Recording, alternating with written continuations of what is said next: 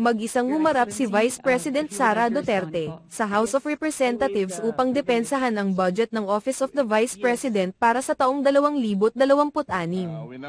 Sa pagkakataong ito, dalawang miyembro ng minorya ang pinayagang maglatag ng mga tanong ukol sa mga isyu sa paggamit ng pondo ng kanyang opisina. Mr. Chair, magandang umaga po sa Office of the Vice President at sa Vice President. Well, unang tanong po ay kaugnay sa presentation na binigay ng Vice President. Napansin ko po roon, nasa budget na 903.4 million for 2025. Bagaman hindi pa po tapos ang taon, ang obligation rate po ay 34.3% lamang at ang disbursement rate ay 66.8%. So nasa kalagitnaan po tayo ng taon, pero mukhang mababa po yung obligation rate. Ano po ang paliwanag dito?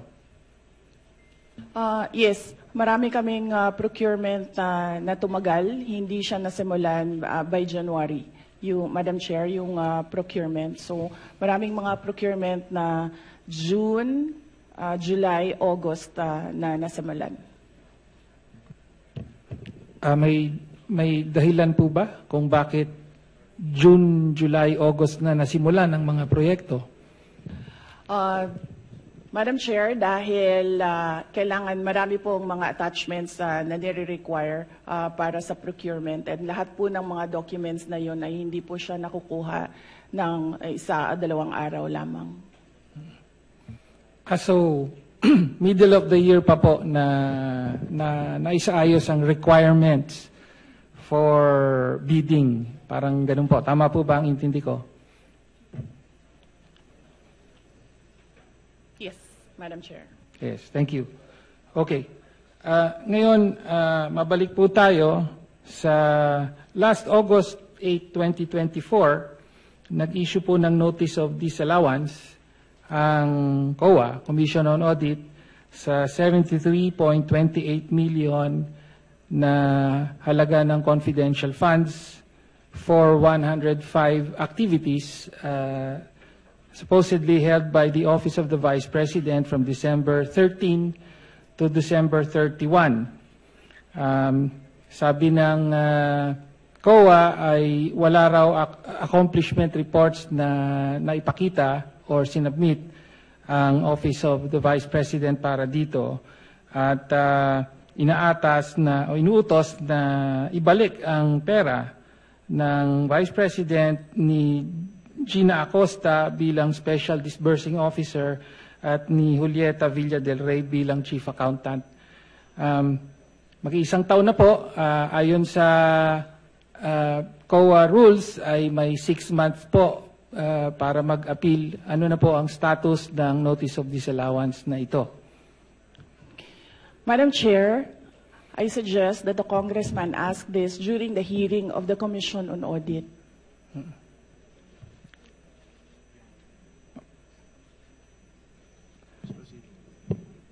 Madam Chair, I'm asking the question now from the Office of the Vice President. Madam Chair, this is a status of documents inside the Office of the Commission on Audit. So it has to be the Commission on Audit who will answer what is happening to this Notice of Disallowance. Nagsubmit po ba ng appeal ang Office of the Vice President sa Notice of Disallowance? Kung yung Congressman Tinio, kung ang Notice of Disallowance was rectified by COA, wala na po yun. Pero kung yung Notice of Disallowance ay meron na silang final adjudication, and then merong order yon na final yung Notice of Disallowance. So, for your information, I will check with COA and get the records and give it to you. Thank you. Thank you, Chair. Well, next question po ay kaugnay po sa Notice of Disallowance. Ang sabi po kasi ng COA, December 30, yung mga 105 activities na inilunsad dun sa mga dinisilaw na activities ay nangyari between December 13 to December 31. And yet, sa mga nakaraang hearing ay napag-alaman po na December 20 pa po na ilabas ang SARO at na-withdraw yung 125 million. Kaya nga sinasabing nagastos ito in 11 days from December 20 to December 31. So ang tanong lang po natin, ano po ang paliwanag doon sa nakapamahagi na kayo ng mga sinasabing reward money noong December 13 pa lamang, samantalang hindi pa po lumalabas ang pera ng confidential funds. Pwede po bang maipaliwanag yon? Madam Chair, this is the subject of an impeachment trial, and I would not like to discuss the defense for the impeachment trial. Representative Chair, Pino, wala please naman pong- proceed with the next question. Madam Chair, I would just like to note na wala pong impeachment trial sa kasalukuyan, Madam Chair. In fact, it is archived in the Senate. No? Okay, so next question na po. No? Lumabas din po sa nakaraang mga hearing sa House na nag-submit po ang Office of the Vice President ng 2,670 accomplishment reports at kasama po, para po sa liquidation ng 500 million pesos worth of confidential funds under the Office of the Vice President. At ayon sa investigasyon ay 1,322 out of 1,992 names in the OVP ARs submitted to the PSA have no birth records. So kasama po dito yung mga pangalang Mary Grace Piatos, Fernando Tempura, meron pang shell joke, no? Kindly wind up your Opo. question. Again, pwede po bang mapaliwanag ng Vice Presidente kung bakit ganon ang sinabmit at bakit walang supporting documents ang mga accomplishment reports na ito? Madam Chair, again, first, if the committee would like to ask how the Commission on Audit conducts its audit, I request that all the questions be propounded during the hearing of the Commission on Audit. Second, the subject confidential funds is a matter in impeachment proceedings, which is archived, but there is a pending motion for reconsideration in the Supreme Court. I cannot discuss defense strategy. Number 3, I cannot discuss intelligence operations and cannot explain how intelligence operations are done without compromising national security. Thank you, Madam Chair. My next question. Congressman Tenyo, last question. Opo, last question. Please wind up. Opo. So, napabalita po, no, na mula July of last year hanggang sa kasalukuyan ay meron pong 13 trips ang Vice President overseas, no? So, mula po sa Germany, Japan, Hong Kong, Netherlands, Kuala Lumpur, Malaysia, Australia, South Korea, Kuwait, Paris, at several po sa Netherlands. Umaabot po sa at least 60 days po na on leave ang presidente at marami po pero hindi lahat ay sinasabing personal leave, no? So sa mga trips po na ito, ilan po ang naging personal leave at ilan ang on-official duty at magkano po ang total na budget na ginastos ng Office of the Vice President para sa mga official leave at personal leave na nangyari? So Madam the Chair, yes. last question, Madam Vice Yes, President. yes. Madam Chair, may I ask what date do you want me to start with the destinations? July 2024. Ano pizza daw yun? Mr. Chair, from July 2024, a personal trip to Germany. Okay. Then January 2025, July 24, we'll start- personal trip to Japan, and so on. Yes. We'll start with July 2024. So, number one, under the Civil Service Commission rules, there is no allotted leave for the President and Vice President. We cannot both file a leave. So the only thing that I need when I travel overseas is a travel authority from the Office of the President. All my travels were issued travel authority by the Office of the Vice President. And this implies that all these trips were approved by the Office of the Vice President. And number three, no public funds were used for all my travels. I did not charge representation. I did not charge tickets. I did not charge per dime for all my travels in the Office of the Vice President. So if you can see in the breakdown of the budget of travel for Office of the Vice President, you can see that there was a zero amount for the Vice President. Thank you, ma'am. Madam Chair, Parliamentary inquiry. Next Chair, on- just to follow up on the question, so una po, salamat po sa Vice I'm President sorry, for Congressman Tenyo, detailing. that was your last question. I'm sorry. Follow up na lang po, yung I'm personal sorry. po ba I'm ang lahat sorry. In the at interest of time, we have to proceed. magkano po ang ginastos ng opisina at staff? Kasi totoo po, wala daw ginastos ang sorry, Vice I'm Presidente. sorry. Parliamentary Magkano ang ginastos inquiry. I'm ng sorry. staff? I'm sorry. Thank you, Madam Chair. Parliamentary Yes. inquiry. Madam Chair, I thought we're going to accord institutional courtesy to the Office of the Vice President. Bakit po natin binabanatan? Bakit natin tatanungin? It's already settled that we're just giving Mr. two Chair, questions from the minority. Okay? Mr. Chair, hindi po, wala 5 pong, minutes each. wala pong Opo. binabanatan But dito. does I not take preclude exception the other members to the- from making a Congressman manifestation. Tenyo, sandali I lang. take exception to the use of the term binabanatan. Nagtatanong lang po tayo rito at lihitimo naman po ang mga tanong. Madam Chair. So I ask the congressman Mr. Chair, may we withdraw request the for a comment. suspension of Session the... suspended. Hearing suspended.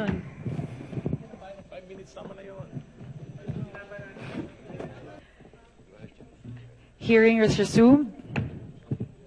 Madam Chair, I would like to correct myself. I was informed that I mentioned that the travel authority is approved by the Office of the Vice President. The travel authority is approved by the Office of the President. Thank you. Thank you very much, Your Excellency. The correction is duly noted. Yes, Madam Chair, may I move that we strike out the word binanatan uttered by Rep. Marcoleta. Wala naman pong binabanatan. Second. There is a motion to strike off from the record the terminology binabanatan. It has been duly seconded. The motion is carried. Madam Chair, just a 1-minute manifestation on the striking of the record. I have no objection. However, I just want to explain that in the previous debates, in the previous legislatures before us, in the interim Batasang Pambansa, when an assemblyman from the city of Manila was attacking the late president, there was a motion to strike off the record of what he discussed on the floor. The former Assemblyman Arturo Tolentino said that if you strike off the record any sentence or paragraph, it's just the same sentences, and you strike it, so you still can read that. So that was clear that I think that the procedure is still the same. The statement of Banatan, i-cross lang yan, but it's still there in the records. Sinabi ko lang yun because there was already clarified many years ago by former assemblyman who became Duly noted, late Senator Kong, Tolentino. this time we will use eraser. Okay? Yes. Thank you. Pero ngayon may video na. Okay. Going to the next from the Minority Leader, Congresswoman Reneco. Please go ahead. Good morning to the Vice President. Good morning to my colleagues. I'd like to take off po sa questioning ni Representative Tino. Meron po kasing minention na list of destinations na tinake ni Vice President this year under Travel Authority. But we like to take note na in a press conference of the Office of the Vice President, meron pong security and staff na kasama si Vice President. So can we ask po, paano po pinopondohan yung pagpunta, flight and accommodations ng staff and security ng OVP? Madam Chair, may I be allowed to ask a question?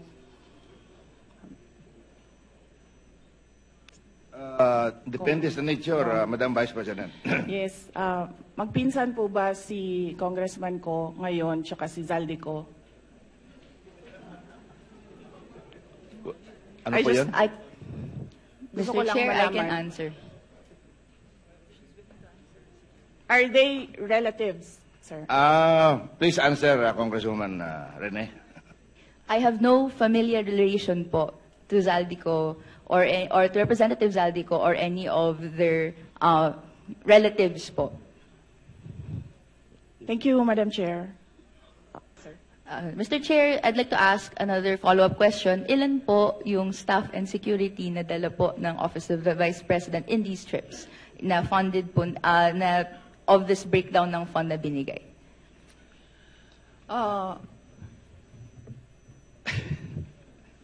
Luoy na kayo mong naong, sir ba? Kanang. Madam Chair, for the security, I understand they recommend, the Armed Forces of the Philippines recommend 3 to 4 security personnel. But the Office of the Vice President only approves 2 security personnel. And for the Office of the Vice President personnel, that's 1 ceremonial and diplomatic affairs employee, 1 for MPRD, that is the media relations and public affairs division, and then 1 for as assistant to the Vice President. So those are the approved personnel who joins the Vice President in her trips. So, to clarify, Mr. Chair, these personnel in total ay sinagot ng OVP fund of totaling 7.4 million pesos sa ating mga foreign trips. Madam Chair, not all foreign trips, as I mentioned. Security is always recommended by the Armed Forces of the Philippines, but some trips do not have OVP personnel because there are only 3 trusted OVP personnel who can do the work that I demand from them, and sometimes they are not available. Okay. Congresswoman ko. Okay, thank you, Madam Chair. So to confirm, ito pong mga trips na to that was mentioned, are these trips personal in nature that required po yung presence ng personnel and staff? Mr. Chair, I believe, with all due respect with my colleague in the minority, I believe the question is irrelevant. Because even if the Vice President travels on her personal capacity, we cannot disassociate herself from the office of the Vice President. She's still the Vice President. Exactly. The reason for the travel is business, but she could also travel in her personal capacity, but she's still the Vice President. So I believe the question is irrelevant. With all due respect with my colleague. Mr. Chair, Thank you. Just to respond po, this is just a mere question. Whether the nature of the trip is personal or business po, or whether it's official. This is a question that I'd like that could be posed And I hope to post po to the Madam Vice President. Madam Chair, it depends. If I have activities for the Office of the Vice President abroad, the 3 OVP personnel join the trips. But if the trip is purely personal and I do not have events for the Office of the Vice President, they do not join the trips. So in the graph, in the table that I mentioned earlier, those were the trips that the 3 personnel from the Office of the Vice President joined. But in the case of security personnel, this is something that is beyond the Office of the Vice President. It is decided by the Armed Forces of the Philippines. Thank you, Madam Vice President. Okay, thank you. Thank you, Mr. Chair. Hope satisfies your question. Thank you. My next question is in relation po to a line of questioning and in relation to the unqualified opinion that the COA issued to the Office of the Vice President. But after that, 60 days was provided to the Office of the Vice President to issue corrections po to certain errors made. Upon questioning the COA in its budget hearing, nagbigay po sila ng additional details kung saan may nakita daw po kasing 3.8 million pesos worth of equipment not accounted for in the OVP submission. Ito po ay mga errors found in the 2024 annual audit report. Can the Vice President explain this error po, Mr. Chair? Madam Chair, the Office of the Vice President from 2022, 2023, and 2024 received unmodified opinions from the Commission on Audit. And I would like to take this opportunity to thank all my colleagues in the Office of the Vice President for being faithful to transparency and accountability in our office. The reason why we have comments from the Office, the Commission on Audit is because of system and improvement in processes. So these are basically documentations that the Commission on Audit require of transactions. And we have already updated our manual of operations in the OVP to reflect comments from the auditors. Thank you very much, ma'am. And if you can, if possible, if that is not classified, you can give a list to the committee para kami na po magbigay doon sa minority. Thank you very much. The manual of operations, sir? Okay, sir. Let me just discuss this with the executive committee. Kasi pinaghirapan din namin ito, Sir Gawin. Baka kopyahin lang din ng minority. It's your prerogative, Madam Vice President. But in relation to that po, Mr. Chair, we would be interested in the report kung ano po yung 3.8 million pesos that required correction po doon sa COA audit report in 2024. Would that be possible po, Mr. Chair? Madam Chair, as I said, all questions about all documents inside the Commission on Audit is best to be directed to the auditors or the representatives of COA in the budget hearings. Thank you. But with all due respect, to follow up that po, the COA specifically sought correction because po may nakita pong 3.8 million pesos that is not accounted for in the submission by the OVP. So the burden of the submission is actually with the following agency. So, which is why in the exercise of legislative oversight, we would like to be enlightened kung ano po yung error na po ito. And tama po, para maiwasan in the future, a report po on what it is would be appreciated. So, ang question ko po is, would that be possible po, Mr. Chair?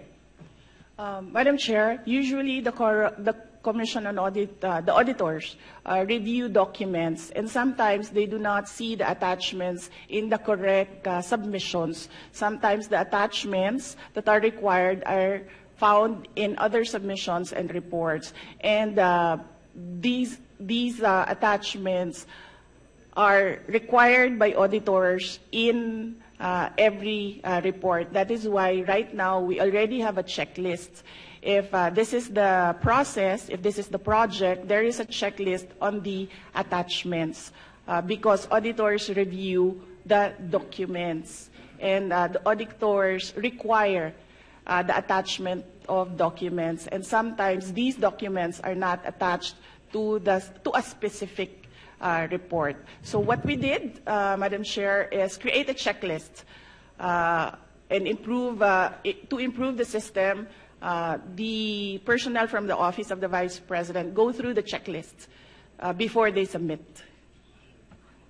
Okay. Anything else, Congresswoman Ko?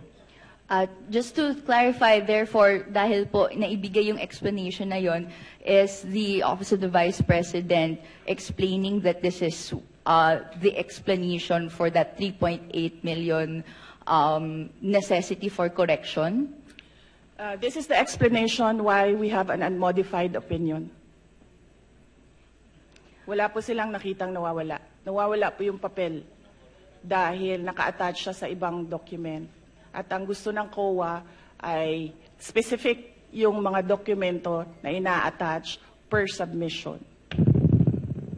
In the interest of time, ako na lang mag-volunteer niyan na Congresswoman Ko. Hingin ko sa COA yung detalya ng 3.8 kung gusto mo. I promise to give it to you in the least possible time. Thank you very much. Thank you very much for that response. My next question would be in relation po, we're asking this question po, Mr. Chair, dahil kung may necessity for correction for this 2024 audit report, and then meron pong other audit reports in the past that have found that there are deficiencies and delays, gusto nating hindi na po mangyari siya. Can I ask Mr. Chair, what assurance do the people have na sumusunod na ngayon ang Office of the Vice President sa guidelines on disbursement and other proper fiscal procedures, given that there were reports last year that hindi po ito na sunod po according to procurement guidelines po? Mr. Chair, again, with all due respect with my colleague, the Office of the Vice President on modified Order, please. You're not acknowledged. Please wait to be acknowledged by the chair. We'll let the Is that the last question, Madam Vice President? We'll let the Madam Vice You have the option President to respond. Respond or not. My apologies, Vice Chair Pepito Alvarez. May I request for an orderly conduct of the hearing for the members to please wait to be acknowledged by the chair before you make a statement. Thank you very much. The floor is now with the Vice President to respond to the question of Representative Go. Yes, Madam Chair, as I said earlier, I don't know if everyone heard it, every time we receive a comment from an auditor, we update our manual of operations. In order no missing items would be in the next expenditure program. Is that correct? Yes, sir. Thank you very much. Congresswoman Ko, that winds up your questioning. Thank you for that response, Mr. Chair. This will be my last question po. Okay. In relation po doon sa ibang mga items in the budget before, we have taken note that if confidential funds of the Office of the Vice President, according and as revealed to the good governance hearings, was dispersed to the security heads or the VP-SPG. May I ask po, bakit po dispersed siya to the VP-SPG or the security heads, pero ang nakalagay sa Joint Circular Number 2015-1 issued by DBM and COA that it should be dispersed to the Special Disbursing Officer? Madam Chair, this is the confidential funds is a subject of impeachment proceedings. Is a subject of the articles of impeachment from the House of Representatives, and I would not like to discuss the defense strategy, particularly because the prosecutors will come from the House of Representatives. Okay, Mr. Chair, my final question. I'm Ito na po sorry. yung last one. I'm sorry. Hindi na po siya That's part the ng last question. individual. Madam Yes, Chair. I'm po, sorry. Mr. Chair. I'm sorry, that's the last question. Madam Chair, may I be recognized Yes, Senior Deputy Minority Leader Egarit. I move that we terminate the budget hearing on the proposed budget. Second. Second the motion. Second. Budget hearing for the office of the Vice President is hereby terminated. Thank you very much. Thank you very much to Her Excellency, the Vice President, Sara Zimmerman Duterte, and to all the members of the Committee on Appropriations for today's hearing. Thank you very much po, Madam Vice President. May I solicit another motion from the body? Madam Chair, I move to suspend the hearing until 1:30 p.m. Second the today. motion, To Madam give Chair. way to the hearing of the Department of National Defense at 1:30 p.m., the budget hearing is hereby suspended.